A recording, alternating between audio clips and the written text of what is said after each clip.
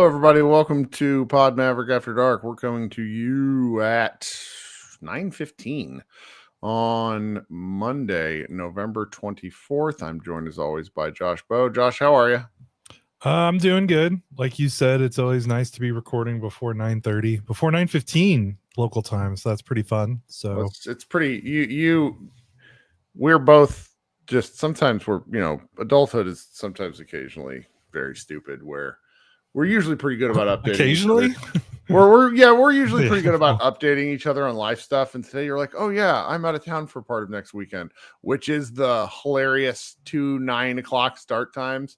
So Kirk, meaning me, will be in here probably like just wired on caffeine, trying to counteract the Thanksgiving leftovers on Thursday, Friday next week. But we come to you. The Mavericks get 3 days off now following this 106-102 loss to the Miami Heat.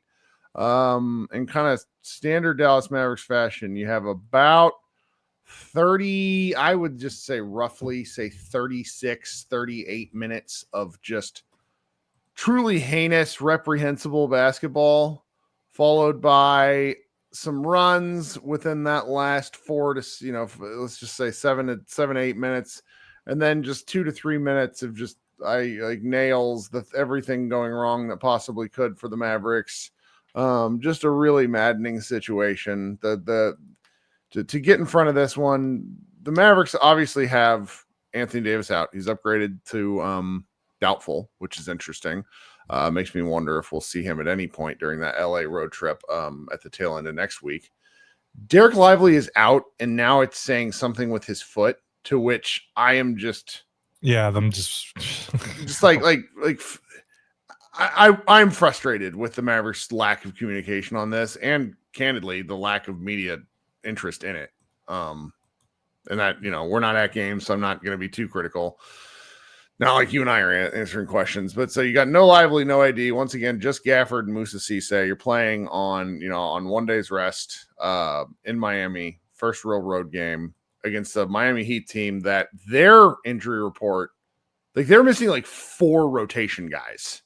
And we're talking top rotation guys. I mean, maybe I'm wrong about some of them, like Terry Rozier. I don't know how much he plays for these guys. He doesn't really count. But then you go through Nikola Jovic, who's played more. Yeah. Andrew Wiggins and Norm Powell are absolutely part of their regular rotation. Norm Powell's their best player right now. I mean, I don't think I know Bam is a great defender, but Norm is averaging 25 points per game. Right. On really good shooting for them. He is their best player. So you're watching this and you're going in there, and if you're paying any attention to pregame stuff, if you just kind of tune in and watch the Mavericks and have no idea what the opponents are doing, I miss doing that, quite candidly. I miss being overly involved in the games. But Brent, our guy Brent at Mavs Moneyball broke down their offense in a piece that I forgot to run until 3 hours before the game, but it was really good. Devin Harris did some video breakdown during the game explaining the Heat just sort of drive lanes and the things that they do with this offense to give, I don't want to say less talented players, but it's a dribble drive offense. And it's they don't run pick and rolls. Yeah. And dribble drive stuff is rare in the NBA. There's just a lot of ISO mismatch stuff in the NBA that's different, where it's you're still searching for lanes, but you're doing so based off of who's guarding you, not the space on the floor. And the Heat were interesting. The Heat are an interesting team. Now, they didn't have a lot of their good players, which makes them decidedly less interesting. But this game got pretty out of control about 4 times. We're talking, 10 to 13 points. And it looked like the Mavericks were about to die, only for the Mavericks to somehow sneak back into it repeatedly. I mean, I don't want to burst anyone's bubble, because I don't think I'm saying anything shocking, but there's an argument to be made. And frankly, our guy Isaac tried to make it today in our Mavs Moneyball Slack, that the Mavericks aren't near as bad as their record. And I'm just I look at some of these defensive numbers, the 3-point shooting, the Mavericks. What did you say the 3-point shooting was for the Heat today? 19%, 5 of 27. The Mavericks aren't doing that. and the Heat are like the 5th best 3-point shooting team in the league. Like the Mavericks are affecting some of this. They're not getting top 3 in the league defensive like 3-point shooter 4 or whatever it is. It might be 3 after tonight because the Heat shot the ball so damn bad. 3-point shooting luck is we don't really know correlation or causation yet. Yeah, the standard line is kind of, if you want to judge 3-point shooting defense, judge the attempts, not the makes. It's a defense has more impact on taking away 3-point shots than necessarily limiting the percentage shot. I mean, obviously there's you can look and, if a team's contesting well and you're right in the jersey, but if you try to look at like tracking data and stuff, that's just like fool's gold. To a lot of smart analysts believe that. So it's best to just be like, are they preventing threes is usually what's considered the best 3-point defense. Yep. Now, because if you don't shoot them, you can't make them. And the Heat shot 27, which is not a ton. But really their offense is funny. You said they're so unique. It's kind of perfect for the Mavericks defense. Like the fact that they don't run any pick and rolls. Like the Mavericks weakness is when you get them in space with the pick and roll and cause switches and mismatches, especially when they don't have Davis and they don't have Lively. Like, if you're attacking the Mavericks with Daniel Gafford at center, you want to get Gafford in the pick and roll and draw him away from the paint and get him guarding in space and then cause kind of a cascade of issues, forcing rotations. Well, the Heat don't do that. They don't run pick and rolls. They play fast and they play ahead with the pass and then they drive, like you said. And that kind of played right into what the Mavericks want to do defensively. I mean, the Mavericks gave up 64 points in the paint, but I didn't feel like they lost this game defensively. Obviously, there's some things that they could be done there, but like I think Miami's style was actually conducive to the Mavericks staying in this game. And the reason why they lost is because they put forth and once again one of the most just a horrific offensive effort because they don't have a lot of good shooters and they're missing their 2 best offensive players are Anthony Davis and Kyrie Irving, and they're not playing, and they're relying on an 18-year-old to be kind of their best offensive player at times, and sometimes there's going to be ups and downs with that. Okay, so we get into this game and the first half, I felt set basketball back. The first quarter in particular, really awful. The second half of these last couple of games are a little more exciting as the baskets are falling. And what is going on with this guard rotation? There's somebody in the comments asking, is D'Angelo Russell still sick? What were the Mavericks doing? Because Brandon Williams came into this game questionable with some back end issues. Ryan Nembhard has been dealing with a knee sprain, and I don't even report on my Ryan Nembhard when I cover this team for my for the video endeavor that I'm on, or whenever I'm writing sort of like the short game preview with discussion threads on Mavs Moneyball. I don't even discuss Nembhard because he's a two-way player. I know we're at the bottom again, but I can't bring myself to care about two-way players. I can't do it. Maybe it's just me being an elitist, but it's just sort of one of these things. So I'm watching this game, and this was one that I definitely wasn't in on the most because my mother is at my house. And so, she's like, who's that kid with the beard kind of questions, asking about Cooper. So it's like I did a lot of, kind of going back on that. What happened there with the point guard rotation? Yeah, well, Brandon Williams has been in a severe shooting funk, and I don't know how much of that now is injury. He's 4-13. He wasn't super effective, and then Russell played 10 minutes, and that might have been the worst 10 minutes Russell's played this season, which is saying something. I mean, he missed all of his shots. He was 0 for 3.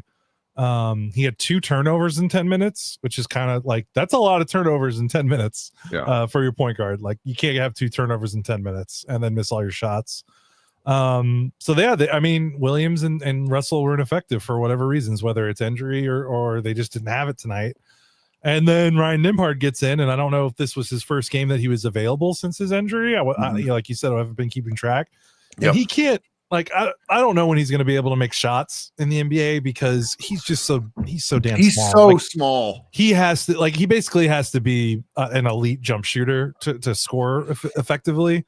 But even going 1 of 7 from the floor and missing both of his threes, the Mavericks made this huge run. They scored 30 points in the fourth quarter. primarily because of his playmaking as a guard. He had eight assists and 0 turnovers in 17 minutes. And like, he was able to, nothing crazy. It's just run and pick and roll. It's breaking down defenses. It's getting into the lane and picking out shooters. I mean, he picked out PJ in the corner for a 3. He was able to generate some offense near the rim. Just because he was able to create an advantage. And that's what a lot of these Mavericks players struggle individually with, is it's hard for them to create an advantage in one-on-one situations or even pick and roll situations. And you don't necessarily want, PJ is great, but you don't want him running pick and roll. Max Christie's great. You don't want him running pick and roll. You want those guys, like we've said before, this is a team of play finishers, not play starters. And that's including, that's like everyone. That's Gafford. That's Washington. That's even Cooper. That's not, no disrespect to Cooper Flag. That's even Anthony Davis to a degree. I mean, that's Klay Thompson. And they just need someone that can initiate and deliver to these guys that are actually pretty good scorers and finishers when they're given the opportunities. And I think that's kind of what we saw in the fourth quarter. They just need competent point guard play, and the team drastically looks different. And Nembhard was able to give that to them. The fact that it's a two-way rookie is able to give that to him is certainly an indictment on the roster and an indictment on the guys that got their chance and weren't able to do it. Whether, again, if Russell was sick, all right, and he didn't, good for Kid at least for recognizing this was not Russell's night. He only played him 10 minutes, so he didn't overextend him to try to see if he could work his way out of his slump. He kind of gave him a chance. He didn't do it. And Nembhard got 17 minutes, almost played more. I mean, he played more than Russell, and he almost played more than Brandon Williams. So why not? I don't know if this means, I don't think Ryan Nembhard's going to start next game. I don't know if he's going to play 25 minutes next game, but he's certainly earned consideration just because it's man, if these other guards don't have it, if those other guards being Williams and Russell, you got to try something else, because otherwise it's just kind of like smashing a square peg into a round hole. But he was really fun to watch in the fourth quarter. He was by far the most interesting part of the game. They needed to have something, because I'm trying to remember when he entered the game in the third quarter. I'm pulling up this game was nearly out of control. I mean, there's 4 minutes and 20 seconds left it gets all the way down to, it gets down to about the 4 minute mark in the third quarter, and the Heat are up by 13. And it really felt like 2 more made shots, and then the Mavericks would just pack it up and go away. And then Nembhard enters the game, and then there's a pretty good run to close. They end that fourth quarter down 8. Or I'm sorry, third quarter, and then they just kind of kept their foot on the gas, and you just need something. And I think Nick Angstad said this on Twitter, where he's like, I don't care about the Mavericks defense if they can't score. And it's true. For you and me, at least, I'm much more I just want to watch something interesting. And the Mavericks being a mediocre defense and a heinous offense is borderline. I mean, it's not borderline. It is unwatchable. No, it really is. It does not. And this Heat team was selling. This Heat team, I think it was kind of well, if we win, whatever. If we lose, we're at home, the Mavericks aren't good. They were taking a chance here, and they still won the game. Just sort of goes to show what's going on with this one. Okay, we're about halfway through, and then I want to talk about that clutch section of time, and then we'll just close up the game. If you're interested in supporting the show, there are 3 ways. First, directly. There are links in the notes. Links pretty easy to click through if you just want to support Josh and I. We don't go behind a paywall. We haven't done that, largely because the concept terrifies me. Second, you can listen to our ads. I'd be interested to know if there are any issues with the ads ever as well. Sometimes people let me know that. I appreciate it. Third thing, tell your friends, grow the show little by little. We get a little bigger each passing month, and that would be helpful to Josh and I. So I'm going to insert those ads, and we will be right back. Okay, friends, welcome back to Pod Maverick After Dark. Sorry, I was reading the comments because we have a new listener who says, how can you trade Luka? Your GM is so bad. Yes. Thank you, friend. We did notice that and happen to agree. That clutch run was pretty painful. Let's get the Jason Kidd part out of the way. Because that like Kid crushed their momentum twice in transition with timeouts. Yeah, he called the use it or lose it timeout when they were pushing the ball in transition. They didn't necessarily have an advantage, but they still were pushing it with, like 3:02 left. He loves it. He always uses that use it or lose it timeout. Doesn't matter.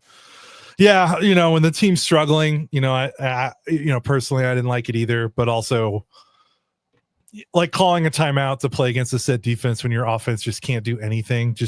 I just philosophically I don't like the idea of that, even if they weren't doing anything well.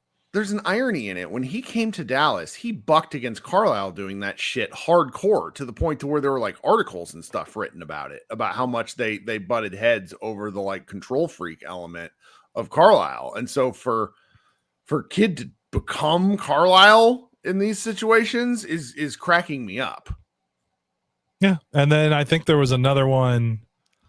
What they call one with like under a minute left. They got a defensive stop to try. I can't remember if the game was tied or not. I don't have the play-by-play up.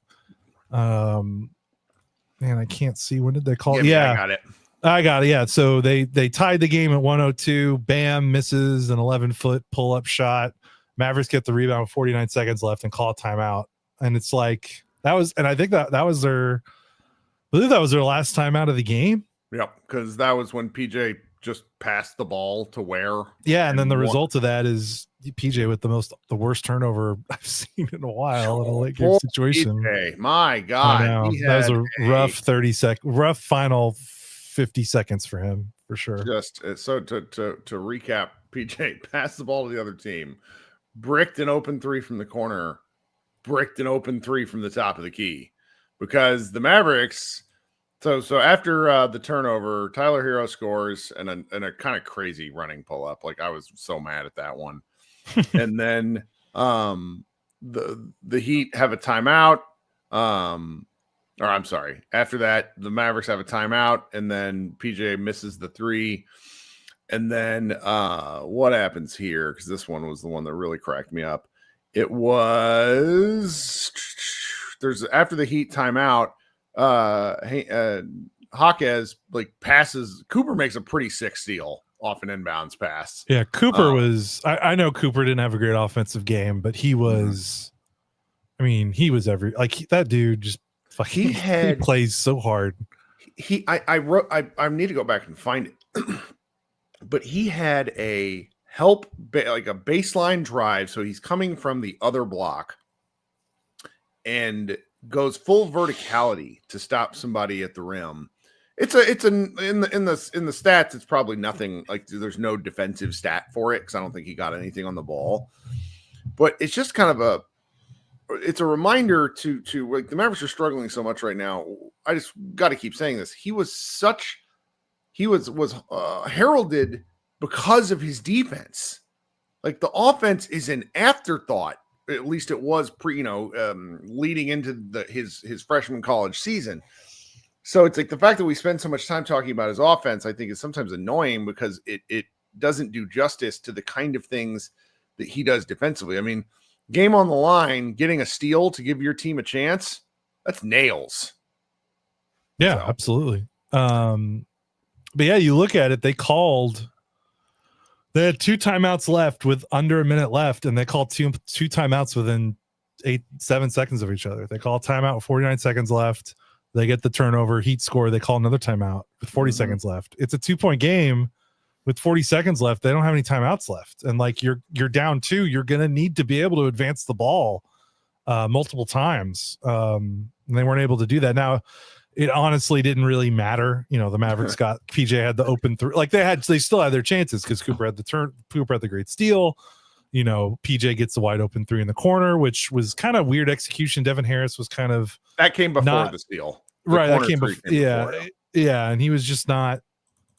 Devin Harris didn't like it. And I think he didn't like that they didn't go faster. They probably could have gone a little faster, maybe done a 2-for-1, but they still got a wide open corner 3 and he missed it.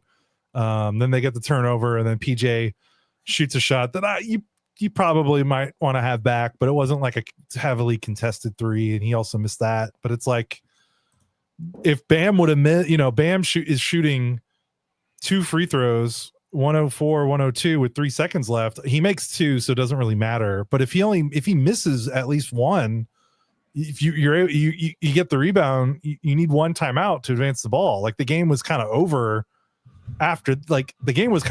when Bam was shooting those free throws because it's 3 seconds left. You have no timeouts. Like doesn't matter. Even if he missed both of them, like you have to do basically a half court heave at the end of the game. So that, burning those timeouts there, especially when like neither of those timeouts were like, hey, we're under distress, we need to call timeout and gather things. That's that part kind of sucks. But I was kind of dying too, because when Flag gets the steal, who ended up with a ball for 10 solid seconds? Did you clock this? I can't remember off the top of my Caleb head. Martin. He's just that's right, because he was in the game for defensively. And I'm just sitting there going, are we going to get a Caleb Martin like attempt at a game winner? That would have been funny. And then he passes it to Flag, and Flag had a shot and passed it up to give the ball to PJ. And I'm not going to kick Flag for this. No, I think a lot of people on the internet were frustrated that he didn't take it, but every one of his outs, he'll remember. And number 2, all of his outside looks were off by a significant amount. Like his misses from deep were not good misses. Yeah, this is a hard team. Like the Heat have a good defense, and the way they play defense, like Bam is a great rim defender.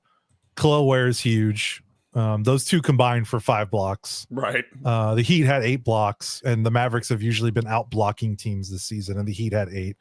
The Mavericks are usually out stocking teams, and they had 13 steals, blocks combined, and the Heat had 16. So they ran into a team that could actually like create splashy defensive plays, and Cooper's trying to go downhill.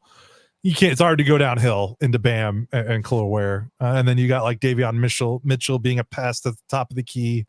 They got some decent sized wings. Keyshawn Johnson, Jaime Jaquez, even Fontecchio. Like they don't Mitchell is the smallest guy they play, and Hero is probably the only guy you can really pick on in the rotation that they play. Hero's bigger than you think. Yeah, but you still would pick on him if you think about everyone else on the floor. But that's what. Yeah, there weren't a lot of opportunities and weak points for Cooper to attack in the paint, which is why he needs his jumper to come around to soften things up. But he's 18; he'll get there. Oh yes. Well. Oh goodness, this was just it's. I'm looking at some of the underlying numbers here, and it's not great. And then somebody in the comments said something that like sort of threw me off, but neither here nor there. Would you like to know? I tweeted this, so you might have seen it, but do you know when the last time a Mavericks opponent shot 35% or better from 3? No. You don't know? No, I have no idea. November 12th against the Phoenix Suns shot 40% from 3. So we are 12 days from that. Mm-hmm. Yeah, 12 days, almost 2 weeks from the last time a Mavericks opponent shot. That's 6 games, because they played a ton in that time. Yeah, they've played 1, 2, 3, 4, 5, 6. They played 7 games since then, and they are. Let's see, what are they? Let me look at the schedule. I'm sorry, because now I'm curious, because like this kind of goes to show what we're talking about, where like the bill is going to come due. That's what I think. A lot of this because stuff. They I'll look at this. You look this up, and I'll filibuster for a second. Yeah, I've got it. So you go, but you go. Well, what I'm thinking about here, and I actually did share this during the game, is that if you're still an optimist that you think they could turn some things around and just make a push for the play-in, like our guy Isaac did that today. Like he thinks they could be 9 or 10. I just think they're getting really tremendous 3-point shooting luck, and it's the Mavericks are also making these timely little runs that make these games feel closer than they were. Like the Mavericks have not been in any of these games; they just haven't. Like you've got to play better than just for 4 minutes, than for a 4-minute stretch to get you into crunch time. Like. I don't know. Maybe I'm wrong. Yeah. Well, yeah. So since Phoenix, they played 1, 2, 3, 4, 5, 6, 7. So that's 7 straight games where their opponents have shot under 35% from 3. They're 2-5 in those 7 games, and that's with fortuitous 3-point shooting luck. in terms of their opponents. Like if they play a stretch of games where like if they play like 5 out of 8 where teams are shooting 35% or better from 3 against them, they're going to lose like 8 of 10 or something. Like they're going to lose a lot of games. So these are the games that they really need to be winning, like when they're beating teams from the 3-point line like they did tonight, because we just know that this team is not a great shooting team. Even when Anthony Davis comes back, that's not going to change. Like it's not really going to change till Kyrie comes back, and who knows when Kyrie comes back and what he's going to look like. And that's not going to happen anytime soon. So yeah, like this is, yeah, it's rough. Oh goodness. It's they play harder. They're almost always the hardest playing team, and that's why that these losses aren't any worse than they are, but they're still losses. And like they're 5-14 now. And Isaac, like we talked about, like he had that take in our Slack that like, hey, I think they're going to make the play-in. And you look at it and the teams ahead of them, so they got to get to 10th. Here are the teams, the 4 teams ahead of them. So 9, 10, 11, 12. The Mavericks are 13th. Clippers, Jazz, Grizzlies, Trailblazers. Like, I don't think any of those teams are good. Now, that's not to say the Mavericks are good, but like, would it shock you if the Mavericks finished above the Memphis Grizzlies in the standings this season? Like, wouldn't shock me. Would it shock you if would it shock you if they finished above the Utah Jazz, who are also not really trying to win either, or like the Portland Trailblazers? I think it would shock me. The Blazers would shock me. Okay, the Blazers are trying to win. Yeah, the Blazers are trying to win. But like Memphis or Utah, that wouldn't shock me. Maybe the Clippers, because the Clippers are trying to win, but the Clippers are a mess. Mm-hmm. Like I think they could maybe make the play-in as a 10th seed, but not necessarily because they started playing better. Like they just might back into it, because I think the bottom of the West is just it's a tar pit, man. It is not. The drop off after Golden State is horrific. So I don't know, but they're not going to do it if they keep losing these games where they're shooting better from 3. Like that's just, it's going to eat away at them at some point. Like they're gonna hit a stretch where they're going to play some teams that bomb them away from 3, and it's going to be like, man, if they could only have won, like if they won. They could have won any of the last. They've lost 3 out of their last 4. They could have won all 4. They were all 4 of them were clutch games. So it's like they're going to look back at this stretch if they really do decide to kind of pack it in. And this is a lost season. This stretch of games, I think, in November is what they're going to look back on. We shall see. Okay, I'm going to try to host a secondary show. Nobody joined the other night. It was kind of sad, but I also don't blame anyone, because if you're not into this. Like it's very easy to be like, I'm not going to do this right now. Too many other options. All right, so it's Monday night. Mavericks play the Lakers and Clippers Friday, Saturday, which means we go Tuesday, Wednesday, Thursday. Probably no shows. I have family in town. You're going out of town. It's going to be the first sort of lull in our posting schedule. But we did just get off of basically like 7 games and 9 nights thing where I think we probably posted 16 podcasts. So you guys might be ready to have enough of us. All right. I'm going to post that link and then show everybody that wants to join can talk a little hoop. Josh is going to go do something else, and we will talk to you guys. I will at least be talking to you guys on Friday night. Probably not on Josh's front. He's going to be out of town. Enjoy your holiday.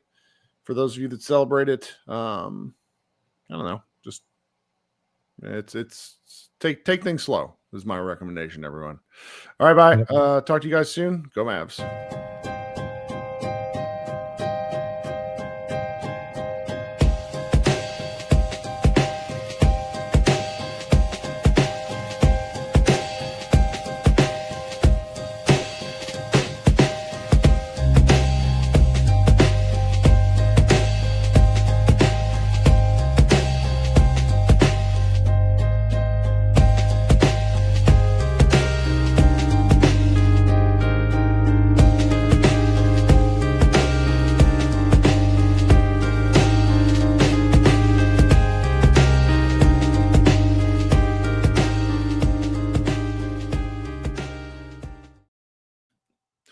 Hello, friends. Welcome to Group Therapy. I am Kirk Henderson, your host. of this Maverick podcast episode. For anybody unfamiliar, this is our secondary fan-driven show where if you want to talk some hoops, you click that link in the YouTube chat. You can join right in. It's easy and fun. It's better to talk to people than it is to yell at strangers via typing, though I am guilty of that as anyone. I spent like 2 days making fun of Memphis fans for their Morant takes. I didn't know I knew there were a lot of stupid people in the world, but people being like, well, John Morant's better than Clay all time. Like, get the fuck out of here. What an obnoxiously bad take. Anyway, just to answer 2 John Stevenson questions from the chat, and then we'll hop in because I have 2 folks already waiting. Appreciate you guys. He asks, do the Cowboys have more wins than the Mavericks? Yes. And is Isaac Harris in your Slack? No, Isaac is a locked on guy, and our Slack is just for the Mavs Moneyball writers. Though, if Isaac ever wants to write anything, I will absolutely run it. All right, coming up first, my friend Ash Boying, then Andrew. How you doing, Ash? I'm doing all right. How are you? I'm okay. Josh and I were talking before we went live. The fact that the Mavericks made that close, I can't figure out if that annoys me or makes me happy. I'm just sort of waffling, you know what I mean? Because like when they win or when they make it interesting, it's much more fun to watch. But I also just couldn't help but thinking that like Heat mistakes led to that more than Maverick play. I think you're right. However, there's a couple things I liked watching tonight. Max Christie. Yeah. That guy can explode for points. Just 7 points in 2 minutes, and just it's just I like watching that. I think he's a 15-point scorer in the NBA, and I think he can be your 2 guard going forward if and when you get good. If you have a couple of good offensive players, maybe at the point and Cooper scoring over 20, because I think he's also a pretty good defender. I've tried to watch him the last couple of games, and he can be a pretty good defender. So I think if you can get 15 points from him, good defense, you're going to be okay. I think out of necessity, he's being a little more. I don't want to say creative, but he's stepping out of his comfort zone off the dribble lately, and I don't hate it. I don't love it, but I don't hate it. And if they're going to be bad, you might as well be interesting. Right. And he's young enough still to where I want to see what he could add. That's my take on this season is that this season needs to be the continued development of Christie and the actual development of Cooper Flag, and that's those should be the 2 main priorities, because you're not going to I don't care what anybody else thinks, you're not getting to 10. You're just not. And so, plan for the future. And, with that said, I figured out a couple of Anthony Davis trades I'd like to see that sure might help us out. If we trade him to Chicago, we can they can ship Kobe White to Charlotte, and LaMelo come here. That's violence. LaMelo Ball under Jason Kidd is violence. I think we lost your signal, though. Are you there? Give him a second to come back in. I personally am pro for the sheer Jason Kidd having to coach him. Like, that would be really funny. However, if you're assuming Flag is at the point of your developmental cycle, like you want to develop Flag, I don't think you can have him. There you go. You're back. Welcome. Yeah. Well, I mean, if you ship White to Charlotte, you can probably get him. I don't want him though. I mean, like I do, but I don't. Like, the sicko in me wants it, but I think it's bad for Flag's development. And I don't know that it is, because look at it this way: he's going to average 8 assists a game. I mean, you talked about people setting people up, okay? And when you're looking at his, you look at Charlotte's, you look at Charlotte's total output, and they're about 11 points poorer with him off the floor than they are with him on the floor. So if you're saying if they're going to be bad, they might as well be entertaining. Well, I'm saying this. I'm saying if they're going to be bad, they ought to take a big swing. It's a big risk. It's a big swing. Sure. Okay. But if it works, could be good. What's your other trade? Because I think that one might cause certain people to die just from going, oh no, LaMelo. But sure. Well, they both involve LaMelo. So. Wow, that's bleak. Come on. All right, give me the other one. Well, the other one would be, you send Davis to Miami. You send Hero to Charlotte. Bring LaMelo back here. You also bring Khalil Ware back here, and get that Charlotte get that 2027 pick you gave up to Charlotte. They need to find out. They need to find a way to get that. Because you can send Lively. You can send Lively to Charlotte. So. Oh, Derek Lively. That's right. He's a member of the Mavericks. I remember him. Yeah, he's played a few games, I guess. I don't hate the concept of. I think getting back that 2027 pick is of value. So I don't hate that one, but it's still tough. Well, I know you don't like LaMelo, but I really the guy can play point guard offensively. Okay, he can set guys up. His shot selection is horrible. I mean, it just is. But he rebounds pretty well for his position. He rebounds excellently for his position. Offensively, he rebounds very well offensively, and that's something that the Mavericks lack. I just think that if you can make it work, as I said, it's a risk, but if you can make it work, it could be special. I mean, like a point guard room of Kyrie Irving, Jason Kidd, and LaMelo Ball, just three of the more unique personalities in NBA history together. That's not horrifying at all. I think actually Kyrie Irving might be a pretty good mentor for them. I mean, insofar as someone who has seen a great deal and come out of the other side with a different state of being, it's just like my challenge with the LaMelo of it all is he is almost if you want to describe what is wrong with how younger players think of basketball, like his shot selection is just so emblematic of that. Where it's like he just has no sense of the moment whatsoever. It's because he hasn't played a meaningful game since his freshman year of high school. He's got no sense of the moment because he's never been in a moment. Right. Okay? The California State title where him and his brothers won when he was a freshman, I think is like the last one that really mattered. Right. And so I think that if you can get him here and impress upon him the team concept where he's not bored. Yeah. And he can play some games that might be meaningful, not this year, but into the future. I think it could work. But and again, his talent is immense. His offensive talent is immense if he screwed his head on straight. And I think Kyrie could help him do that. Yeah. Oh. But that's neither here nor there. The final thing that I want to add is that I don't know if you watched the first half, okay? But Cooper Flag frustrated the crap out of me. Sure. And he drives into the lane, he's got some space, and if he'll go hard to the lane, he could draw a foul, but he passes the ball out 3 times. I saw him pass the ball out, kick the ball out in the lane when he had a chance to shoot.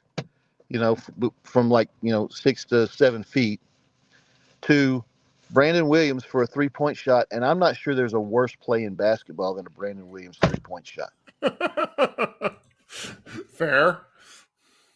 I mean, if he'll go up, go strong, he's not shooting a lot of free throws because he's not going strong to the basket. He's not being strong with the ball. And he needs to do that.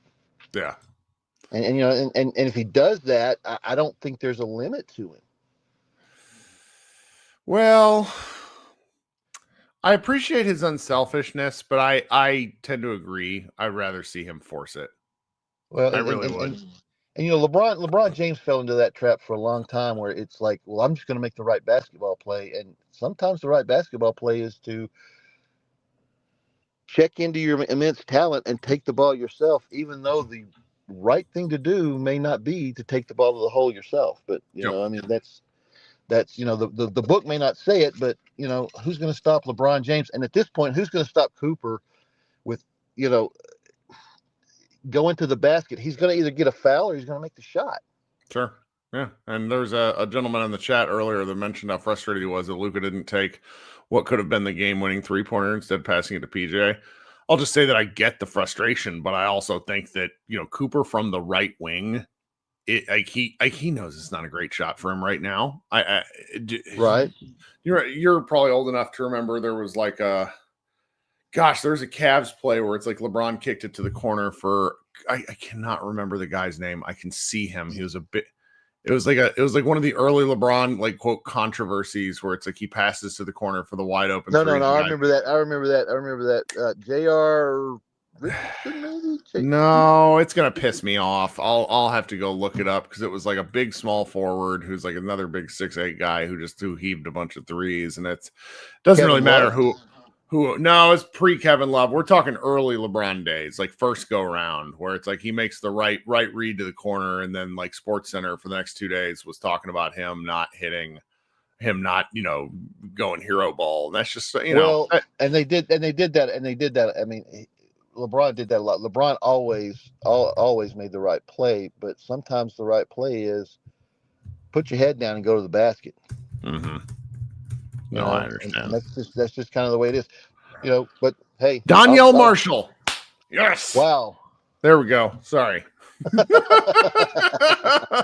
Thank you, Google. I was like sitting there going, Marshall. Who the hell was it? Then I remembered the first name. There we go. Well, yeah. So I'm going to go ahead and hang up and listen, but I appreciate you guys. Oh yeah. Talk soon. All right. Bye-bye. All right, bye. All right. Andrew's coming up next. How you doing, Andrew? Welcome to the show. I'm doing well. How are you, sir? I'm good. It's 10 o'clock. We're This is early, It's definitely nice, man. But kind of going off of what the last guy was saying, and you talking about LaMelo, like it would be hilarious. But honestly, I'd rather have Colin Sexton off that team. Like he's the more gettable player for sure.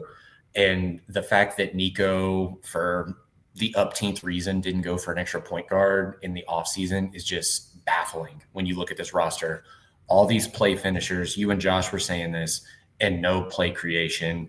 He's devalued play creation like the entire time. It's absolutely just insane.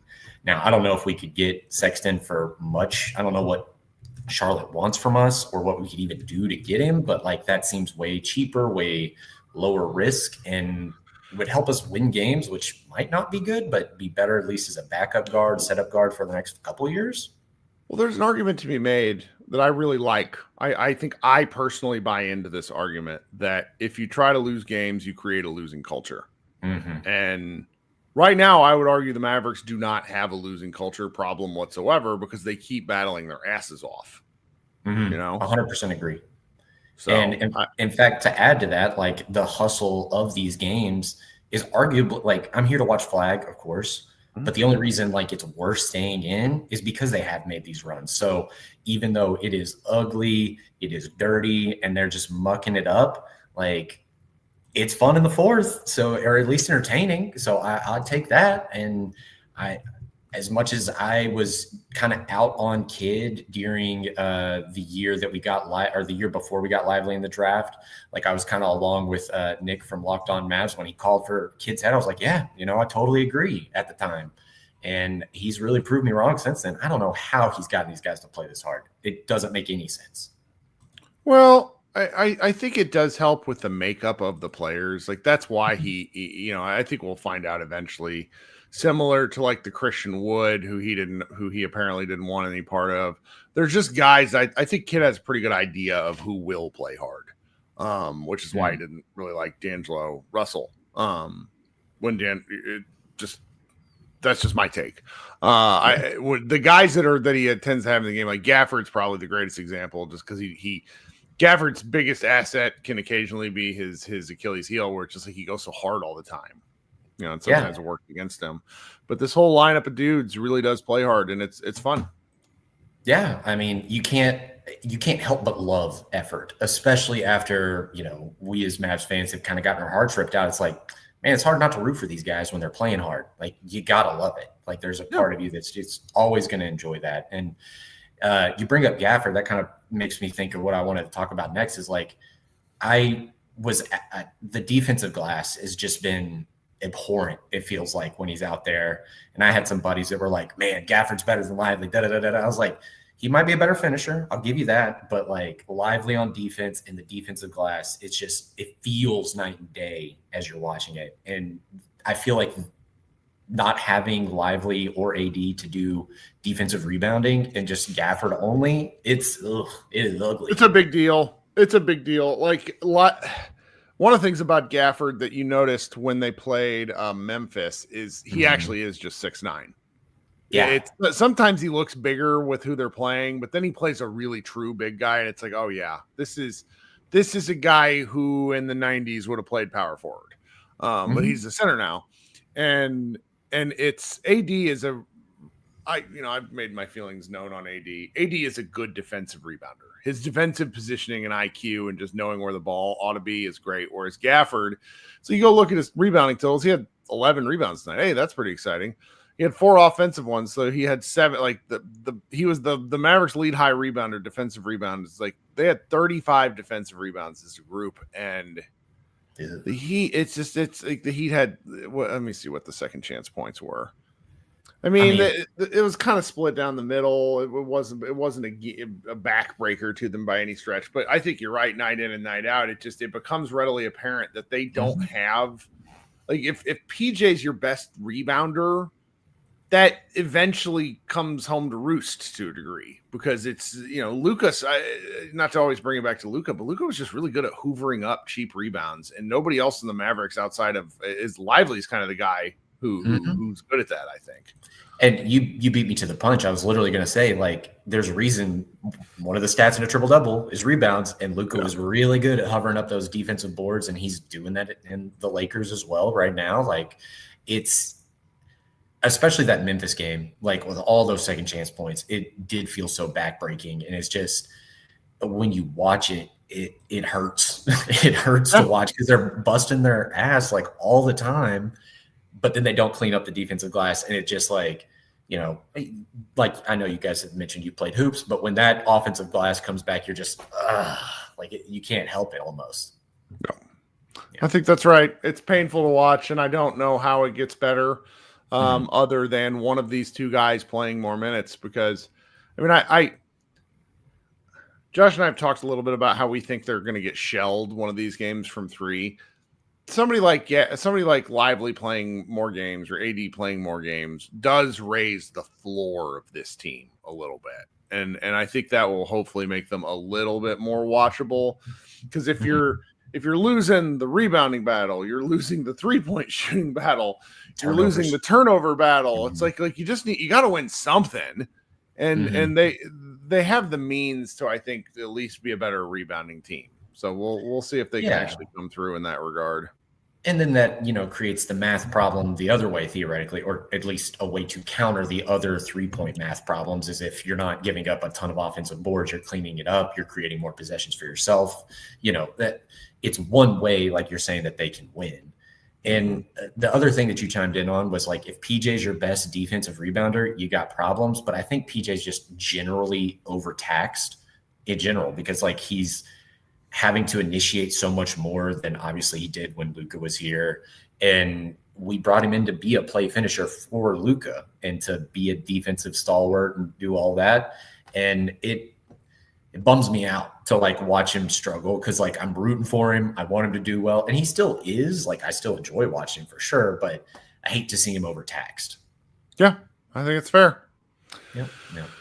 Anyways, thank you. No, of course. All right, guys, this has been Kirk Henderson. This has been Group Therapy. Kind of a short one tonight. We'll be back on Friday. Lakers game is going to provide takes. So thanks so much for hanging out with us here, guys, and always showing up to follow along with the show. Appreciate everyone. Be good. Go Mavs.